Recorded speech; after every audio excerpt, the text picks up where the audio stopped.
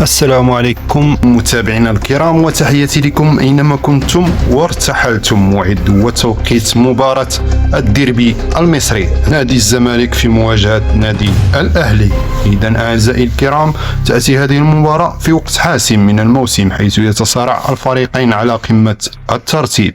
الزمالك يدخل اللقاء وهو في المركز الأول، ويسعى للفوز للابتعاد بالصدارة والحسم اللقب. إذن أعزائي الكرام، الأهلي يحتل المركز الثالث حاليا، ولا بديل له عن الفوز للحفاظ عن أمله في المنافسة على الدوري، وأيضا لضمان مقعد مؤهل لدوري أبطال إفريقيا الموسم القادم بعد التعثر الأخير أمام بيراميدز. تاريخ المواجهات في الدوري: التقى الفريقين في 131 مباراة، فاز الأهلي في 51 مباراة، وفاز الزمالك في 29، وتعادل في 51 مواجهة. إذن أعزائي الكرام، ننتقل إلى موعد وتوقيت المباراة.